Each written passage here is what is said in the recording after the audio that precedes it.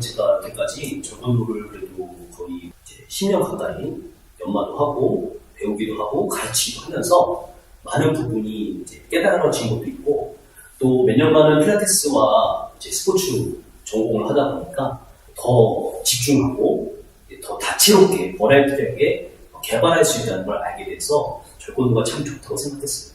그리고 이소룡이라는 그 우리한테는 이제 일반인들한테는 그냥 영화 배우 혹은 무술가이지만 저 같은 경우는 이제 절권도를 배워서 이제 이 절권도인들 입장에서 보면 계승한 거죠, 계승. 그렇죠? 이 계승하는 입장에서는 이소룡은 브루스리를 시조라고 처음에 시작한 조상과 같아서 저희는 시조라고 합니다. 그래서 브루스리 같은 인물의 그 생각 컨셉을 계승하는 것 중에 가장 중요한 것은 뭐냐면 발전해야 된다는 거예요. 근데 절권도는 기본 개념이 저번에도 말씀드렸다시피 체인과 같아요. 하나하나를 연결할 수 있고 넣었다가 뺐다가 할 수 있는 개념이 강하다. 어떤 사람은 포켓과 같다고 표현을 해요. 주머니가 돼서 넣었다가 뺐다가 언제든지 사용할 수 있는 다채로운 무술과 다채로운 운동 개념 이런 걸 사용할 수 있기 때문에 절권도는 체인과 같아서 계속 발전시킬 수 있고 때로는 일부러 감출 수 있다는 것이에요. 근데 저 같은 경우는 계속 발전시킨다는 개념에서 트렌드와 테크놀로지컬한 부분을 연결해서 할 수 있다고 저는 주장하는 바이고요. 그래서 이 절권도의 개념을 노래까지 쓸 수 있고 이 절권도의 개념을 이제 살아가는 인생의 여러 부분에서 활용할 수 있다고 생각하는 거죠. 특히 컨셉적인 부분, 개념적인 부분에서 중요하다고 말씀드릴 수 있습니다. 이 절권도에서 가장 이소룡이 보여준 것은 영준권적인 부분을 많이 보여줬어요. 제가 저번에 말씀드렸다시피 절권도는 이 키킹, 그죠? 발차기 하는 부분이 많이 있고 그 다음에 키킹 안에 들어가는 박싱, 그죠? 네, 박싱 거리가 있고 그 안에 들어가면은 이제 영준권 거리가 나오는데 그 박싱, 그러니까 복싱 할 수 있는 그 거리와 그래플링, 그죠? 이 할 수 있는 거리 중간에 그 애매한 레인지, 범위가 있는데 거기서 영준권이 활용되게 되는 거죠. 그래서 이소룡은 복싱도 좋아하고 유도도 좋아하고 뭐 다채로운 거 좋아했지만 가장 자기가 많이 연마하고 좋아했던 부분이 영준권이라고 생각했던 것 같아요.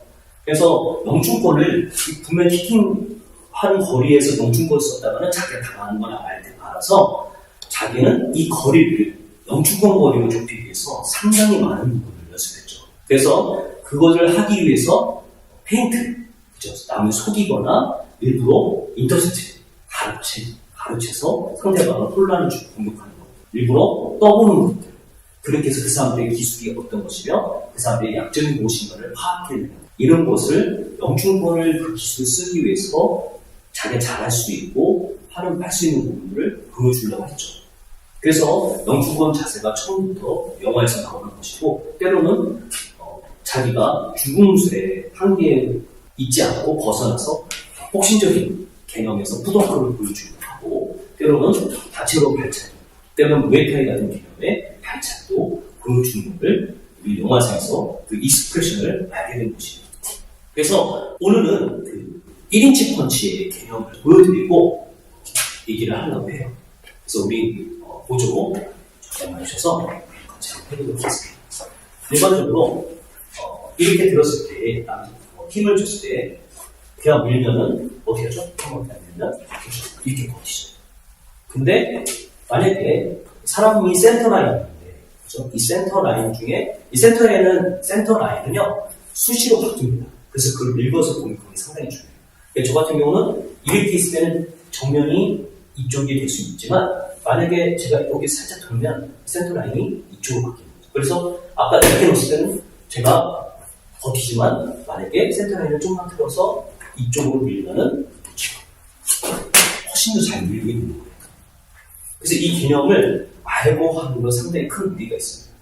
그래서 펀치를 사용할 때 힘을 사용할 때 나보다 등치가 적고 좋은 사람이 있으면 센터 라인을 읽는 연습을 합니다. 이것은 상당히 중요합니다. 센터 라인을 어떻게 읽느냐. 그래서 이 정확한 표현인지는 모르겠지만 영화상에서 이소룡이 때리면서 이렇게 제끼는 부분이 있어요. 물론 여러 가지 의미가 있지만 센터 라인이 바뀌었다는 것이 그 상대방이 보호할 수 없는 그 힘의 약점을 방향을 정확히 인지해서 그 공격해서 표현하는 것이죠. 물론 이것은 여러 가지 펀치, 끌어당기는 그런 펀치적인 부분에서 표현을 할 수 있는 것도 있지만 그런 부분, 센터라인을 읽고 공격하고 있다는 것을 우리는 알 수가 있는 것이. 물론 이거를 안다는 것은 이 센터라인의 개념을 알고 있는 사람이에요. 그래서 다시 한번 보여드리면 이 라인에서 그냥 적용하면 어떻게 됩니까? 근데 좀만 약간 그쵸 틀어서 그쪽으로 하면 그쵸 아주 훨씬 더 가능하다는 것이.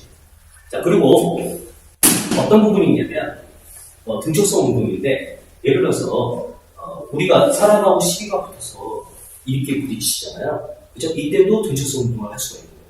이때도 어떨까요? 이렇게 버티면 여성은 당연히 유리하죠. 물론 이런 힘싸움 하는 거를 여성이나 하면 여성은 반드시 질 수밖에 없어요.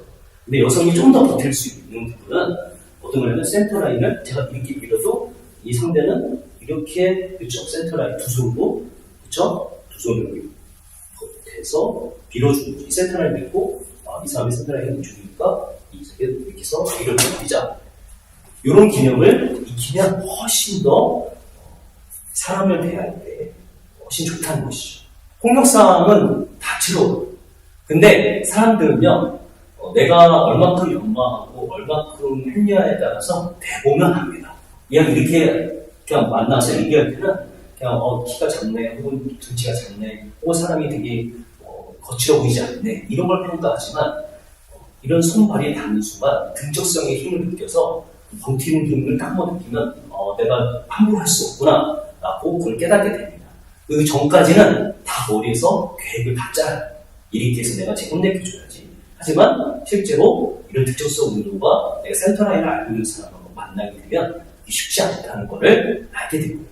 혹은 힘이 좋은 사람들도 이 등적성 라인, 센터라인 이 등적성 운동 부분을 잘 이해하지 못하면 저같이 좀 왜소한 사람한테는 쉽게 다가가지 못 수가 없어요. 그래서 이런 부분들, 그래서 여기서 보면은 이 라인에서 버텼을 때의 센터라인을 읽는 거를 우리가 충분히 연습해야 됩니다. 그거를 아셨으면 좋겠습니다.